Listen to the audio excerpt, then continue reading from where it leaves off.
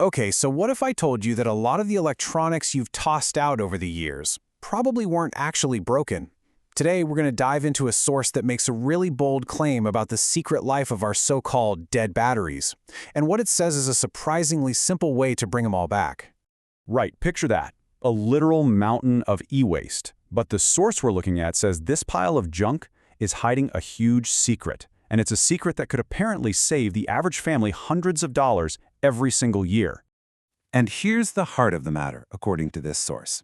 We're throwing away perfectly good devices every day. The real culprit isn't some complex fried circuit or a shattered screen. Nope. More often than not, it's just the battery, because it won't hold a charge anymore. So to really get this, we have to talk about the central figure in our source material. He's an electronics engineer named Daniel Hayes, and for over a decade, his job was inside a massive electronics recycling facility.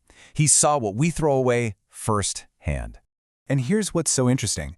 Daniel started noticing a shift. He says that, years ago, the stuff that came in was genuinely busted. Fried TVs, cracked motherboards. But over time, he started seeing perfectly good, almost new devices piling up. The junk wasn't really junk anymore.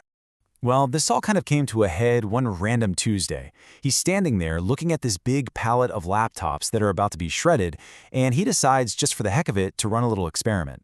And the result was, honestly, kind of staggering. He plugged them in, one after the other, and watched as every single one booted up. The screens lit up, the fans started humming, they all worked. And that was the aha moment. Thousands of dollars of perfectly good technology literally on its way to be destroyed, all because of one single simple failed component: the battery. For Daniel, the source explains, this huge industrial problem really hit home on a personal level. Seeing his own daughter heartbroken over her favorite toy because of a tiny dead battery, well, that was the breaking point. It's what apparently kicked off this whole mission. So, okay, let's talk about the real cost of all this. It's not just about e-waste. Our source argues it's a constant, quiet drain on our finances. Get this, the source claims that the average family is spending somewhere around $500 a year just on replacement batteries. Think about that. That's not a one-time thing. That's every single year. And here's how it breaks down, right? It's not one giant purchase. It's the car battery that dies every few years. That's $150. It's the laptop battery, another 100 plus. Your phone, your power tools, the kids' toys. It just adds up and up. And when you zoom out over, say, a decade, that $500 a year snowballs into a whopping $8,000. According to the source, that's money we're just throwing away because we assume that when a battery is dead, it's gone for good. All right, so if the problem is a mountain of dead batteries, what's the solution?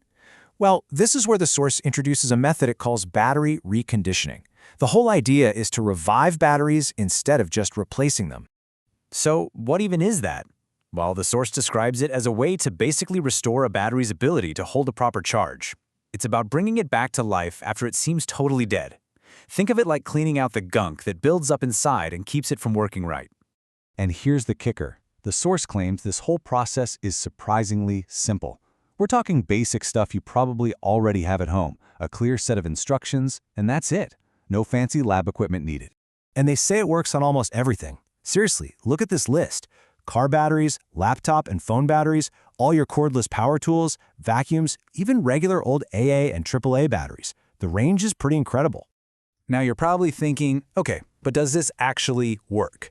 Well, according to our source, this isn't just a theory. It's become a whole movement of people saving money. Let's look at a few of their stories. So there's this guy, John from Ohio. The source quotes him saying he brought a totally dead car battery back to life. Just like that. Saved himself what, $150 on a replacement? Not bad. Or how about Sarah from Texas? She was about to toss her handheld vacuum, figured it was junk. Instead, she tried this method and bam, works like new again. That's another $50, $60 she didn't have to spend. And one more. Mark from Florida talking about his power tools. He revived his cordless drill battery, and he says it felt like he had a brand new tool. That's a great feeling, right? Especially when it doesn't cost you a thing. But the source argues this is about something bigger than just saving a few bucks. The idea here is that it's about taking back a little bit of control, breaking free from this endless, expensive cycle of just buying replacements all the time. And that really leads us to the final and kind of provocative question that the source leaves us with.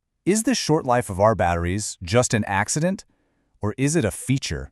It's definitely something to think about the next time your phone or your laptop suddenly dies on you.